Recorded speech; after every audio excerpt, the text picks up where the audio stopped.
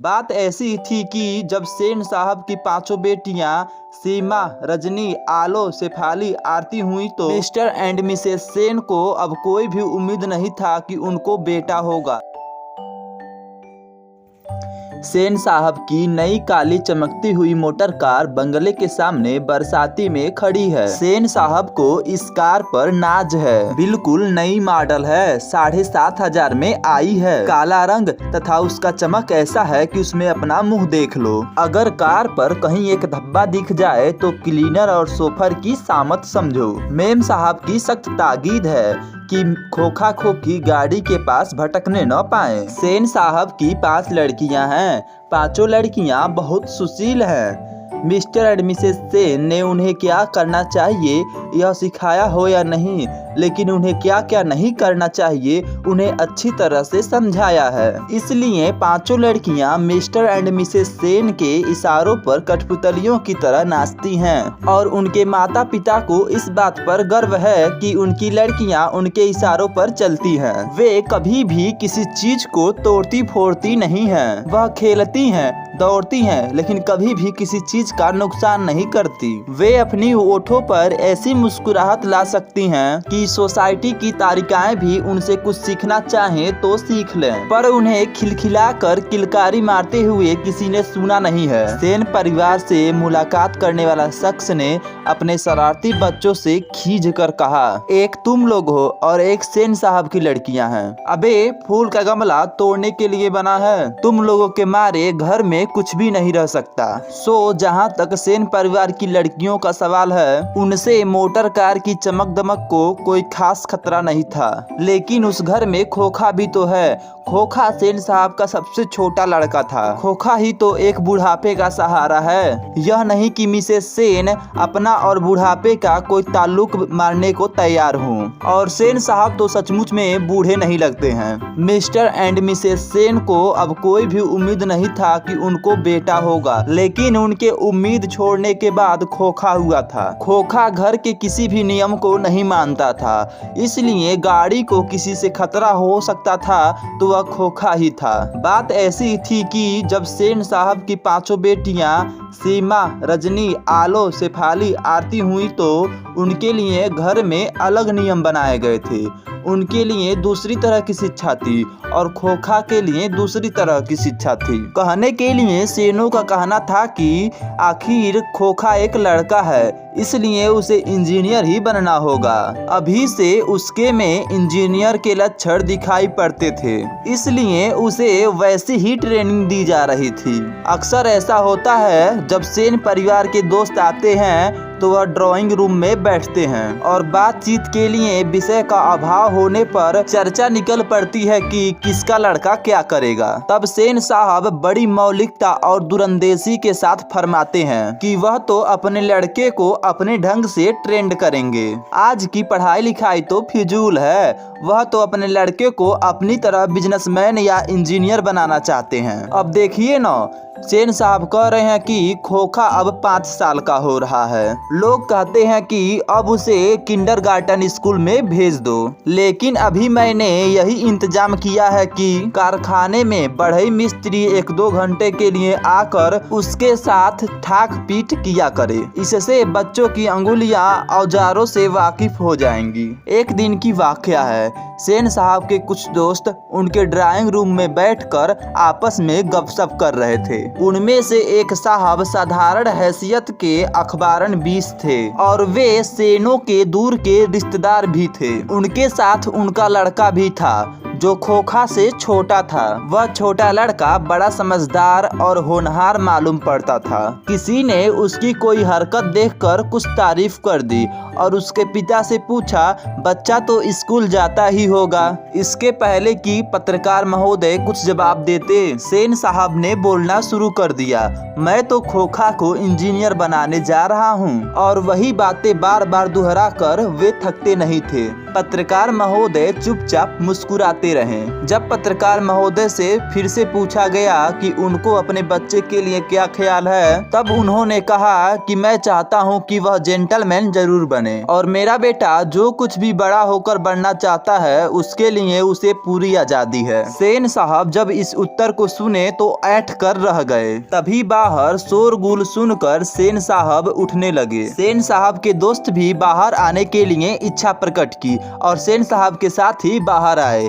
उन्होंने देखा कि सेन साहब का ड्राइवर एक औरत के साथ उलझ रहा है। औरत के पास एक 5-6 साल का लड़का खड़ा था। उस लड़के को वह औरत बार बार रोक रही थी क्योंकि वह बच्चा बार बार ड्राइवर की ओर झपटता था। सेन साहब को देखकर औरत सहम गई। ड्राइवर ने साहब की ओर बढ़कर अदब के साथ कहा, देखिए साहब, मदन गाड़ी को छू रहा था, गाड़ी गंदी हो जाती। मैंने उसे मना किया तो वह कहने लगा जा जा, तो मैंने उसे पकड़कर अलग कर दिया। इस बात पर उसने मुझे मारने के लिए दौड़ा। अब उसकी माँ भी आकर मुझसे खामखा ही उलझ रही है। मदन की माँ कुछ कहना चाहती थी लेकिन सेन साहब की सटे ओठों को देखकर चुप रह गई। सेन साहब ने बड़े कठोर स्वर में कहा, मदन की माँ, मदन को ले जाओ, लेकिन देखना कि यह फिर से ऐसी हरकत ना करे। मदन की माँ अपने बच्चे के बाएं घुटने में निकलते हुए खून को पोंछती हुई चली गई। ड्राइवर ने शायद उसे ढकेल दिया था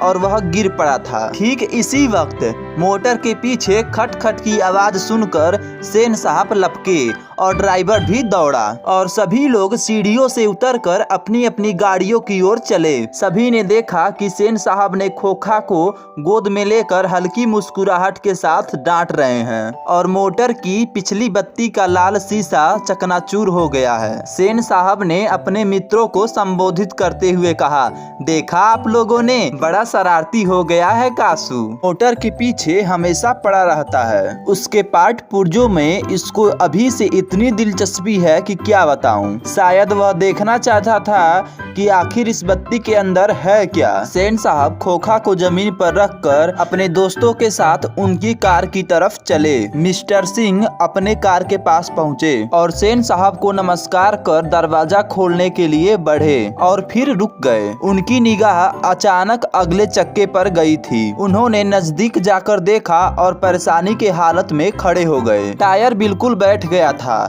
शायद पंचर हो गया था। सेन साहब भी आगे बढ़ आए और कुछ झिझकते हुए बोले, कहीं ऐसा तो नहीं है कि कासू ने हवा निकाल दी हो। ड्राइवर जरा दूसरे चक्कों को भी देख लो और पंप लाकर हवा भर दो और हाँ, कुर्सियां लॉन में लगवा दो, तब तक हम यहाँ बैठते हैं। ड्राइवर ने एक कार का चक्का लगाकर सूचना दी कि दूसरी ओर के पिछली चक्के के भी हवा निकली थी। यह काम तो कासू बाबू का ही लग रहा है, इधर ही वह खेल रहे थे। ड्राइवर ने इतना बताकर पंप लाने चला गया। मुखर्जी साहब की गाड़ी सकुशल थी और वह अपने और पत्रकार महोदय के परिवार के साथ चलते बने। सेन साहब और मिस्टर सिंह लॉन की कुर्सियों पर बैठकर बात करते रहे। बातों के सिलसिले में ही सेन साहब ने बतलाया कि कासू ने चक्कों से हवा निकालने की तकनीक जान ली थी। इससे यह मालूम चलता है कि उसकी इंजीनियरिंग में दिलचस्पी है, जब तक कि चक्कों में हवा नहीं भरा गया और मिस्टर सिंह चले न गए। इसी तरह दूसरी बेमतलब की बातें होती रहीं। सेन साहब जब अंदर लौटे तो बेयरा को मदन के पिता गिरधर लाल को बुला लाने की हुक्म दी। गिरधर लाल आया और सेन साहब के सामने सिर झुकाकर खड़ा हो गया, जैसे खून के जुर्म में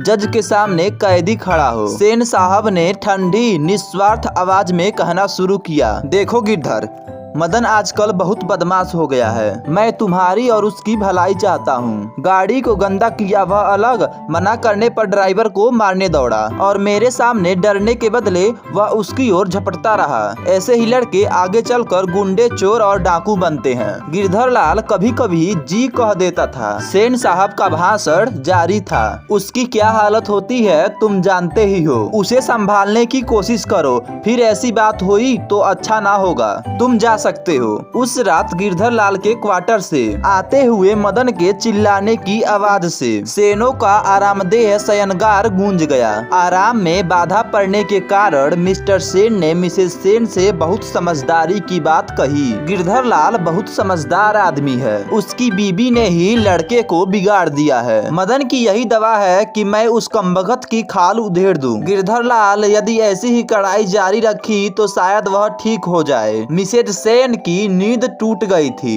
उन्हें मदन की चिल्लाहट से ज्यादा अपने पति की बकबक पर क्रोध आ रही थी, लेकिन उन्होंने अपनी क्रोध मदन पर ही उतारी। कमबख्त कैसे कौआ की तरह चिल्ला रहा है, भिखमंगा कहीं का, खोखा की बराबरी करता फिरता है। मदन सेनों की यह बात सुनकर रोने लगा था। खैरियत थी कि उसकी सिकसिकाने की आवाज सेनों के शयन कक्ष तक नहीं पहुंच सकती थी। लेकिन दूसरे दिन बिल्कुल बेढब मामला हो गया। शाम के वक्त खेलता कूदता खोखा बंगले के चार दीवारी के बगल वाली गली में जा निकला। वहाँ धूल में मदन पड़ोसियों के आवारागर्दों लड़कों के साथ लट्टू नचा रहा था। खोखा ने जब देखा तो उसको भी लट्टू नचाने की इच्छा हुई। वह कहावत कहते हैं ना, हंस कौओं की जमात में शामिल होने के लिए ललक आया। लेकिन आदत से लाचार उसने बड़े रोब के साथ मदन से कहा, हमको लट्टू दो, हम भी खेलेंगे। दूसरे लड़कों को खोखा के साथ खेलने में कोई दिलचस्पी नहीं थी। मदन ने तुरंत जवाब दिया, अबे भाग जा यहाँ से, बड़ा आया लट्टू खेलने वाला है भी लट्टू तेरे पास, जा अपने बाबा के मोटर पर बैठ। कासू गुस्सा हो गया। वह इसी उम्र में नौकर और अपने बहनों के ऊपर हाथ चला देता था, और क्या मजाल कि उसे कोई कुछ कह दे।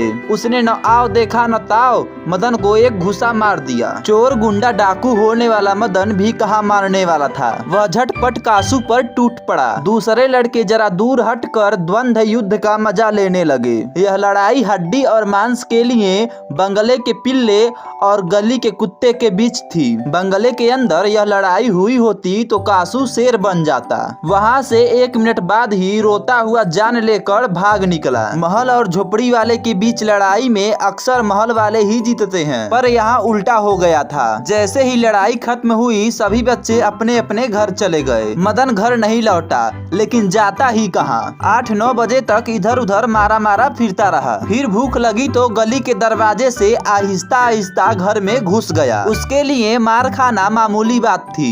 डर इस बात का था कि आज मार और दिनों से भी ज्यादा पड़ेगी। लेकिन उपाय ही क्या था। वह पहले रसोई घर में घुसा, वहाँ पर माँ नहीं थी। बगल के सोने वाले कमरे से बातचीत की आवाज आ रही थी। उसने इत्मीनान के साथ भरपेट खाना खाया। फिर दरवाजे के पास जाकर अंदर की बात सुनने की कोशिश करने लगा। उसे बड़ा ताज्जुब हुआ कि उसके पापा गुस्सा नहीं कर रहे थे। उसकी अम्मा ने कुछ बात पूछी जिसे वह ठीक से सुन नहीं सका, तो उसके पापा ने इरिटेट होकर कहा, अरे भाई बताया तो। साहब ने सिर्फ यह कहा कि आज से तुम्हारी कोई जरूरत नहीं है, कल से मकान छोड़ देना और ऑफिस से अपनी तनख्वाह ले लेना। मदन के बारे में कोई बात नहीं हो रही थी, फिर भी वह सुनने की कोशिश करता रहा। वह दबे पांव बरामदे में रखे चरपाई की तरफ सोने के लिए चला तो अंधेरे में उसका पैर लोटे से लग गया। लोटे की टन टन आवाज सुनकर गिरधर बाहर निकल आया। मदन की अम्मा भी उसके साथ थी। मदन चौंक कर घुमा और मार खाने की तैयारी में छाती को अपने हाथों से ढककर सामने खड़ा हो गया। मदन अपने माता पिता के हाथों अक्सर पिटाई खाता था। बहुत पीटने पर रोता भी था, मगर बहादुरी के साथ। गिरधर शांति से निष्ठुरता के साथ मदन की ओर बढ़ा। मदन ने अपने दांत भींच लिए थे। गिरधर मदन के बिल्कुल पास आ गया था कि अचानक वह रुक गया। उसके चेहरे से नाराजगी के बादल हट गए। उसने लपट कर मदन को अपने हाथों से उठा लिया। मदन हक्का बक्का होकर अपने पिता को देख रहा था। उसे याद नहीं कि उसके पिता ने कब उसे इस तरह प्यार किया था। गिरधर उल्लास एवं गर्व के साथ बोल उठा, वाह मेरे शेर, एक तुम हो जो मालिक के बेटे को मारते समय भी नहीं सोचे। एक मैं हूँ जो अपने मालिक की गालियाँ सुनने के बाद भी उनका गुणगान करता फिरता हूँ। शाबाश बेटा, तूने तो कासू के 2-2 दांत ही तोड़ डाले। मुस्कुराते हुए गिरधर ने बोला। यहाँ पर यह अध्याय समाप्त होता है। यदि वीडियो पसंद आया तो वीडियो को लाइक करना और चैनल को सब्सक्राइब करना, और हाँ, याद से अपने दोस्तों के पास भी शेयर कर देना ताकि वह भी एग्जाम में फेल ना हो। Thanks for watching.